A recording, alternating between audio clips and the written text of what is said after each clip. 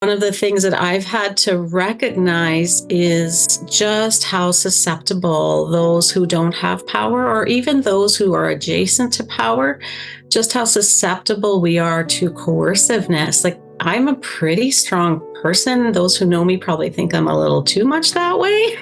And I think that almost made me more susceptible to the oppression in the church, because then you're seen as a threat. And that's exactly Hagar's story. Sarai's like, oh, I've got a solution to this problem. Here, take my slave, impregnate her. But then when Hagar actually tries to have, some say in the matter, then Sarai turns on her and does all kinds of things to exclude her. So that whole narrative has helped me recognize that those who actually do show even an inkling of autonomy or having a voice, it's almost like the system, not only the predator themselves, but the whole system doubles down and uses all kinds of coercive tactics to further oppress the person, further push you outside of who you really are and know yourself to be.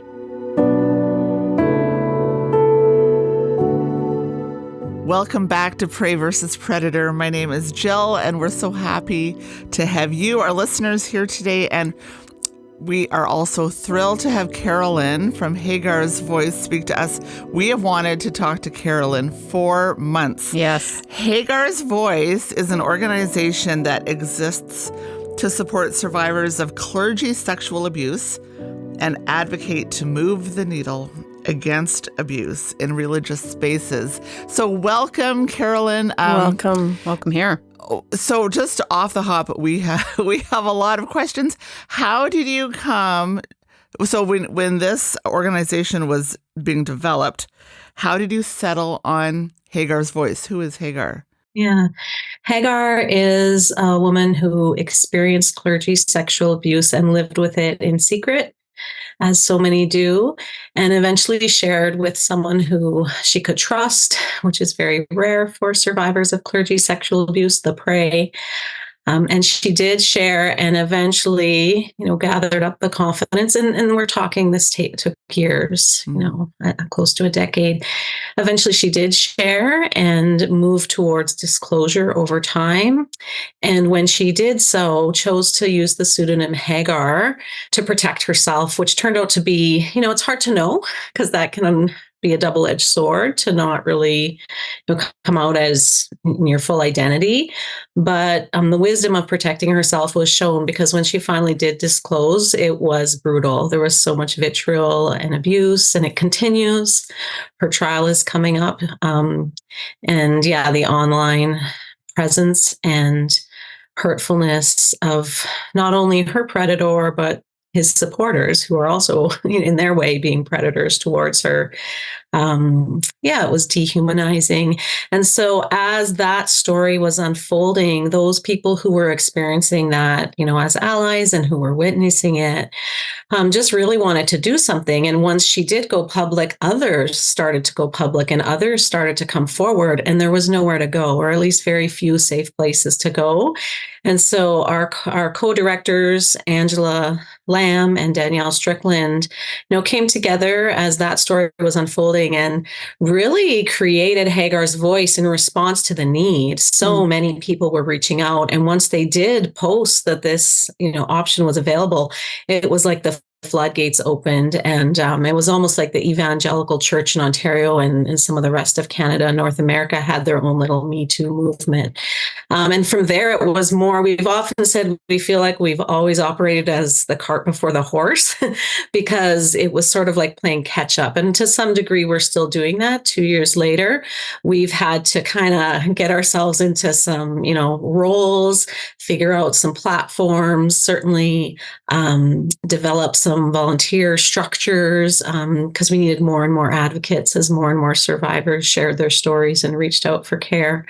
So we really do identify more as a movement than an organization. Ultimately, we never want to be a systemic structure. We hope that Hagar's Voice as a movement would be populating any space of clergy sexual abuse, or even any form of emotional abuse, certainly spiritual abuse, which all come hand in hand. And often there's a culture of these things wherever there's a predator, a clergy, someone with credentials and power in place. Where did the name Hagar come from?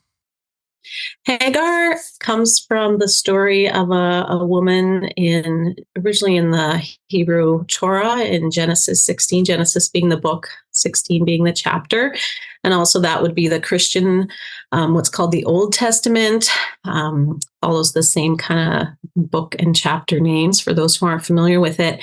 And Hagar was in the same position of oppression and abuse, and really a lot of themes of powerlessness and coerciveness surround her story. She was an Egyptian slave who was put into the home of two very powerful characters, a man and woman, husband and wife, who, as their story unfolds in history and in these ancient texts, they do become very powerful figures, and their story is continuously shared. But Hagar, even though she's a very small, figure in the overall arching story of the Hebrew and Christian history, she had a really big voice because she's one of the very few people who is recorded as naming God. She actually, in her story of victimization, as a slave, Sarai, who was in charge of the household, made her go and sleep with her husband, Abraham, and impregnate her so that their line could be carried on. So she basically was treated like chattel. And from there, she tries to take back power by resisting this. And, things go even worse for her. She started being abused by Sarai, the woman who has all the power in the household. And eventually, after she has the child, she tries to flee. And so all of these times and examples of how Hagar tried to take back her power and how she tried to resist the coercion and resist the abuse and certainly reclaim her body and her mind and her emotional health. Again and again, those in power tried to subvert her. And that just seems like an apt, name for people, for women and anyone today who is trying to come out from under similar forms of clergy sexual abuse and other forms of emotional and spiritual abuse. So yeah, that's the story of Hagar. If anyone wants to go check it out, it's very short. It takes about 5 minutes to read, but the power of the story is really in her legacy as an example of someone who played such a tiny role in the sweep of history and yet did such amazing things in terms of trying to reclaim and survive. She's kind of taken out of the center of the story in the sense of, it's about Abraham and the legacy of patriarchy, and it's about Sarai, taking over and trying to subvert God's will. All of these narratives that have, not much to say about Hagar. Usually she's kind of seen as someone who was, the problem in the story, or the, almost pushed to the side into the margins of the story, when actually it's her story. And so that picture and that idea of centering her in the story and reclaiming her place in history is very familiar to those who either experience clergy abuse, and especially those who try to come forward and disclose and even pursue legal action. Often you do end up being your own story, and other people have the loudest voice. And I know that's been a theme, certainly in those you've shared with and in your own stories of just being, pushed to the margin and bring all the injustices in the midst of the story. I was going to say, it's interesting that you would say that, because we were having a debate about Hagar and what the significance of the name. And I was saying, in my history, growing up in the church, I never looked at Hagar as a hero. Of the story. It was always about Sarah. It was always about Abraham.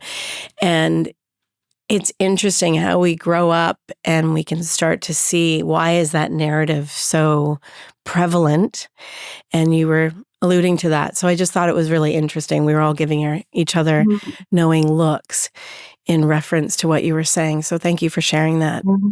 Yeah. This is a big question, but and maybe this is really a question that I should be asking later on today, but could you share with us some surprises or some learnings that you have learned in the past 2 years when it comes to prey standing up to their predators, especially within the church? Oh yeah, so many learnings. I think a key one, which, because of my own story, I didn't grow up in the church. I came into it more in my 20s, and took me a long time to get used to it, but I did grow up in a home which struggled with addiction and abuse.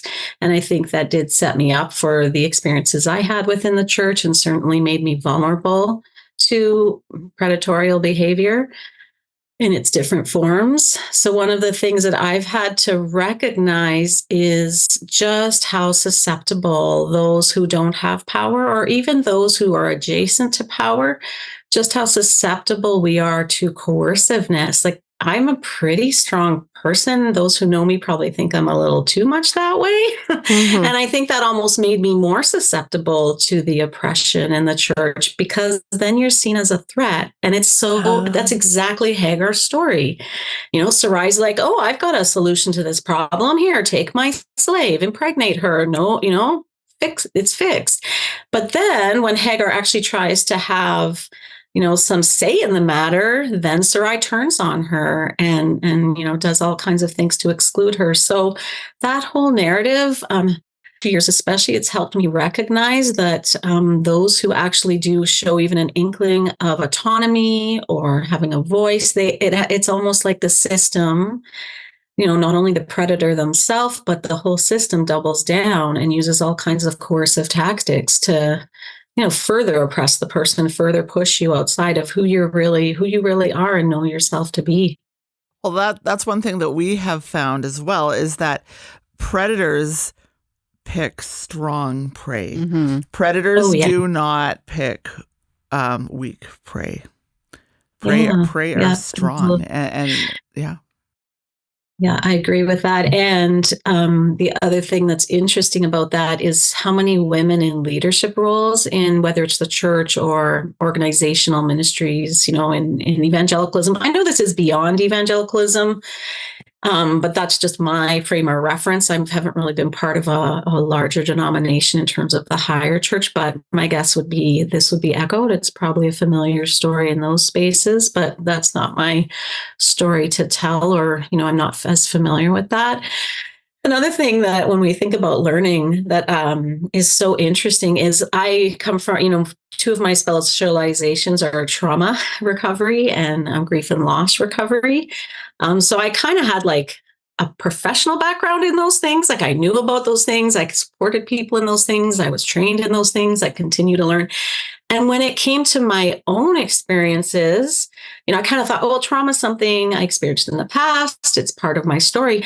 But when 15 years into church work, because I kind of had a parallel experience of being involved in church stuff as a leader and eventually as staff, it shocked me to learn that, oh, I was blind to how trauma and grief and loss were playing out in my life in the institutional church. And what I learned was how blind we can be in ourselves as prey to some of the ways that coercion and oppression and power is being weaponized against us.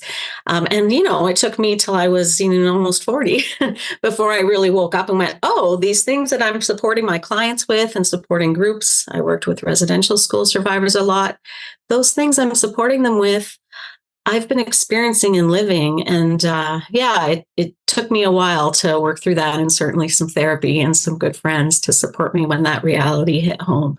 So I just learned that out of protection, our parts blind us sometimes to how much we're suffering and what it's doing to us in our bodies and our minds and our souls, in our relationships. Yeah. Can you introduce you've alluded to, your specialty and things like that, but maybe give us a little bit of a background of how you got involved, or why why were you chosen to be a Oh, part? sure. Yeah. Yes. Thank you. One of my areas of recovery is to learn to speak confidently about myself. So thank you for Yes, the please invitation to do do. that, because I have to work on that in my own, recovering from my church experiences where I always had to play down what I was good at and play down my professionalism. So as I was kind of living and working and relating in church circles in the evangelical world, particularly in non-denominational churches, I had this parallel track, a professional track where I got a couple master's degrees in social justice and marriage and family therapy. I went to seminary. I went to a local university. And I was trying to say that very confidently to you because I can feel, even as I share that, a little bit of anxiousness in me. because it was almost like I had to play that down in my church world. No one told me to do that. But somehow I got that message. So yes, I am a registered marriage and family therapist. I also do community development work and a lot of social justice training and advocating and things like that in different spaces. Currently, I'm working at an recovery center. So I work with individuals and groups who are in recovery from substance misuse and behavioral addiction. I also work with family members who are watching a loved one struggle that way. And I am a co-director of Hagar's Voice with a couple of other women. And that's kind of like what I feel like is my passion work. So I've got my professional work, my passion work, and I'm still figuring out my spiritual space as I recover from some of the wounds I've experienced in church.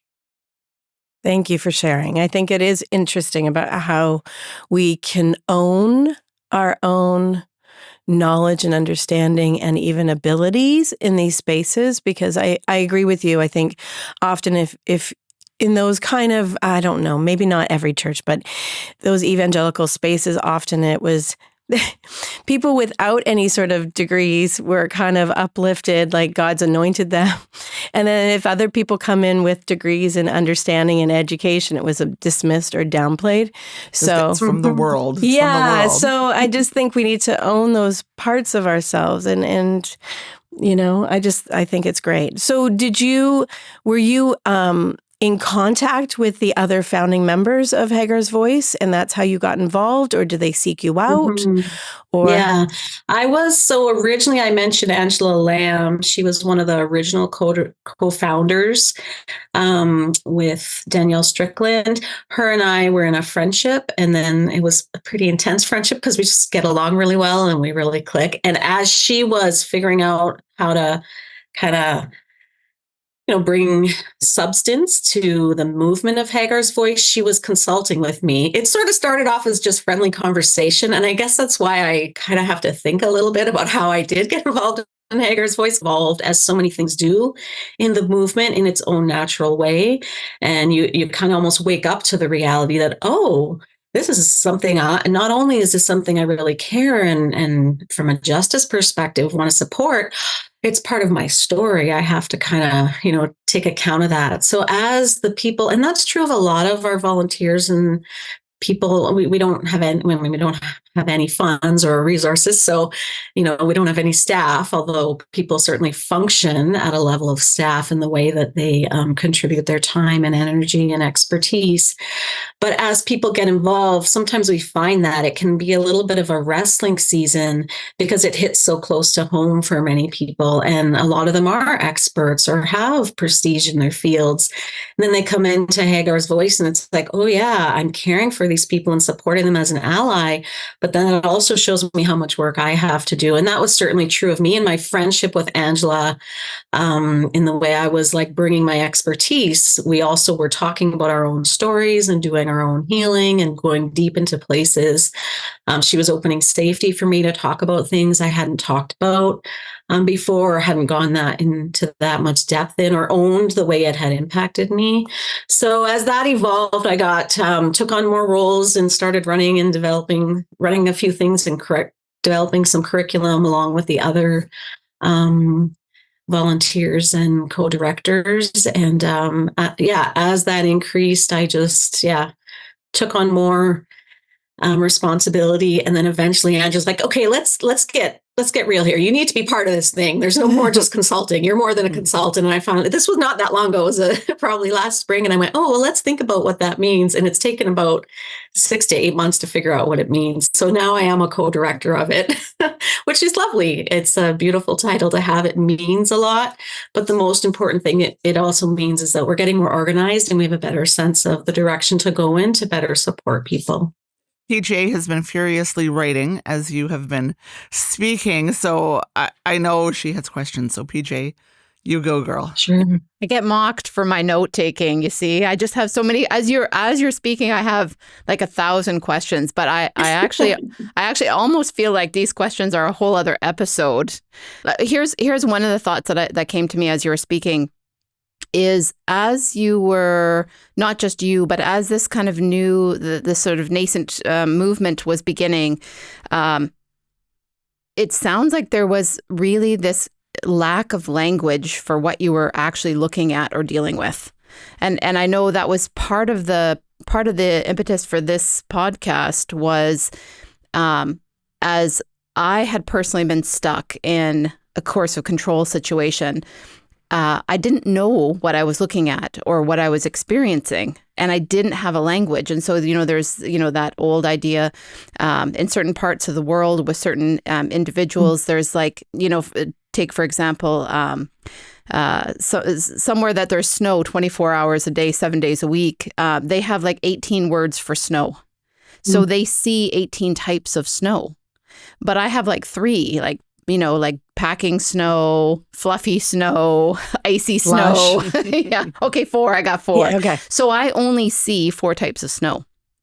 So without words, without language, without a way of mapping out what you're experiencing, there's actually no way to see it. And so that's where I wonder for you guys, if you bumped into this as you were kind of grappling at the beginning of this movement with, what do we call this? What is this? What are we looking at? And did that take you down a slippery slope of like, just did it explode at that point of when you started to really grasp what you were looking at? Turning into an avalanche. Yeah. Yeah.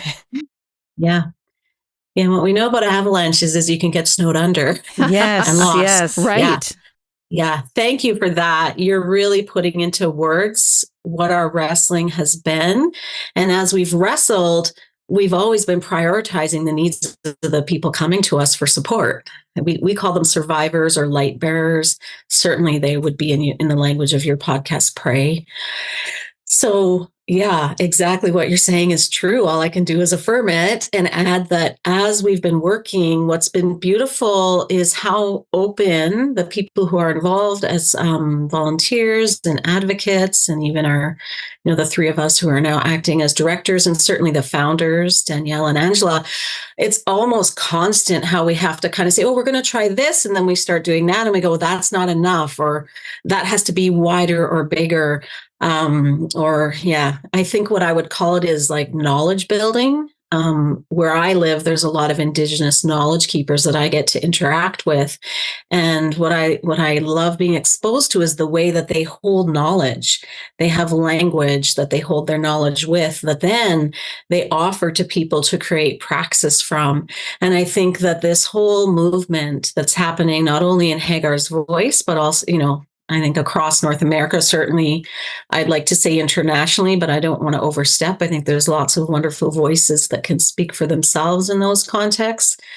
But yeah, this idea of, predatory behavior in certainly Christian context, evangelical context, it's happened in the Catholic Church and other, the higher churches a lot longer back than that in terms of priest abuse, clergy sexual abuse, serial abuses, residential schools, and all of the atrocities associated with that. So it's like wading into an ocean, and there is a lot of language out there, but sometimes we just stumble upon it I just did this yesterday. I was looking up some information about trauma and doing a trauma training on Monday for people who want to learn how to be better informed around providing trauma-informed care to survivors of clergy sexual abuse. And as I was doing that, I came across a whole area that said, oh, trauma-informed isn't enough. You also have to have dignity. And I was like, oh, we're still not doing enough. And we were just offering this, we were just excited people were going to take this training, and we got to do better already. So the risk of what you're really putting your finger on in a way I really appreciate is that you can almost get paralyzed and get stuck and thinking like never enough. But the beauty of it is we're always evolving and looking for, better, more effective, more loving, more empowering ways to do things. And then we have to turn around and do that in our own life. That's what's so personal about this work.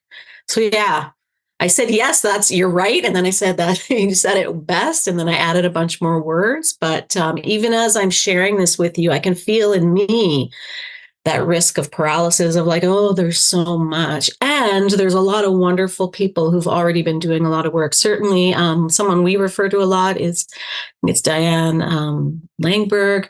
I have Herman's book, Trauma and Recovery, right in front of me. And also Cynthia Lee, who talks a lot about not, unforming the way we think of spirituality. Dolores Williams' work.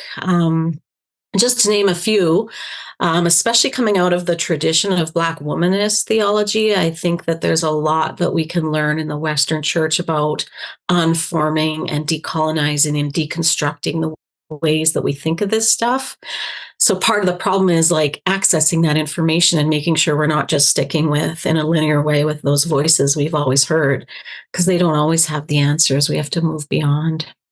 So can I ask, because I know this structure, it sounds like Hagar's voice is in flux in the sense. You're trying to figure out what you are, because this is an avalanche of need. And so if somebody's listening and they go, I don't know if this is for me, or can you maybe speak to that? Like, how does someone know to reach out to you? Or, yeah. Yeah, we have a website. Certainly that would be kind of the first point. We're also on Instagram. We also, all the usual social media opportunities, but the website is probably the best place to get in touch. There's an email access point you can have there, info@Hagar's Voice.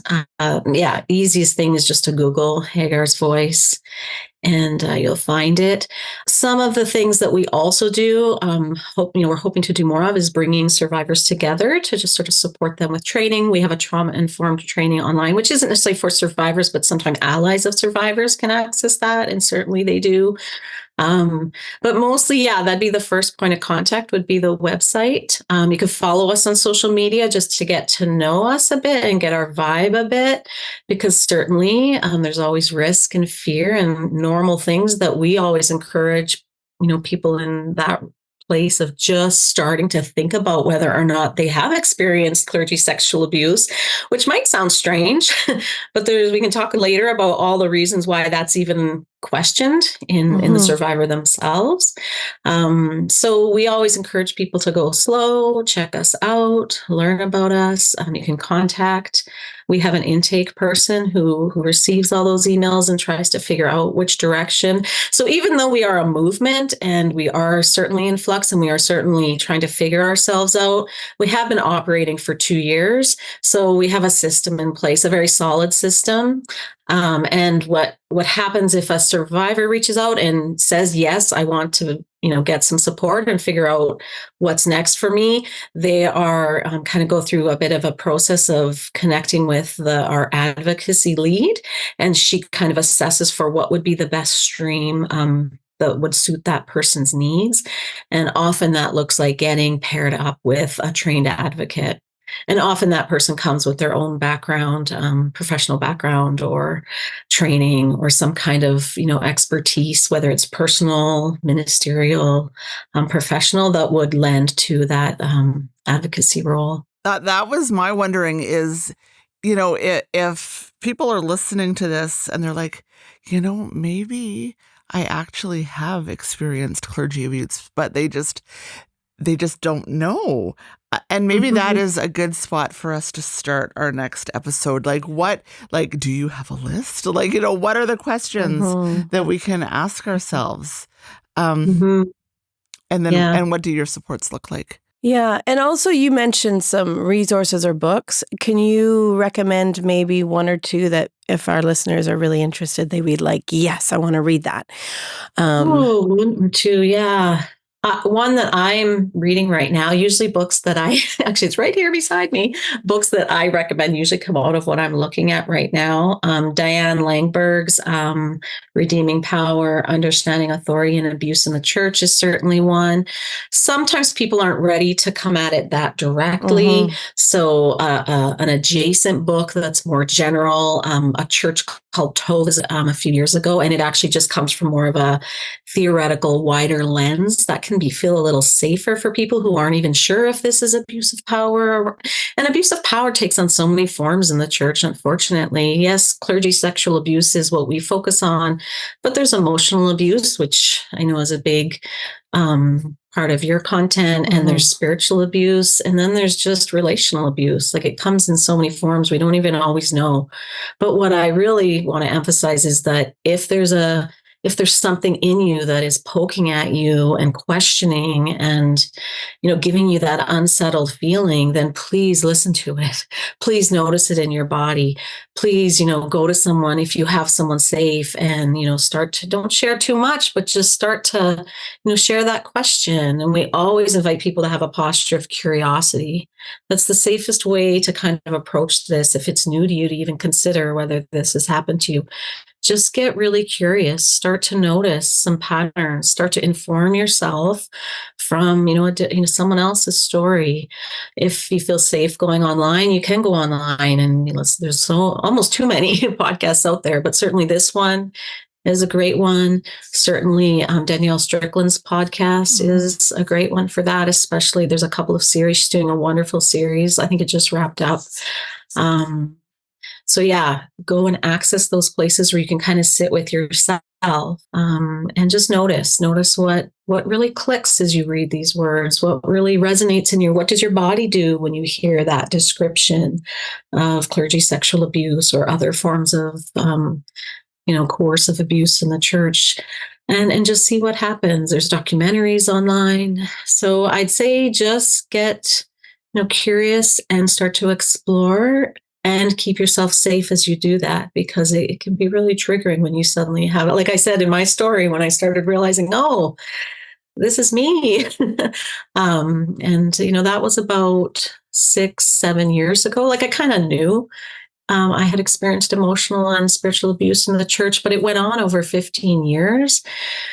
And then when I finally started recognizing it was when I actually had a healthy experience working under a safe person, a safe leader in the church, that I started to go, oh, this is a lot different than my former experience. And that's kind of when I connected with Angela, and we started talking about what was going on in the wider community of evangelicalism in Ontario and Canada and North America.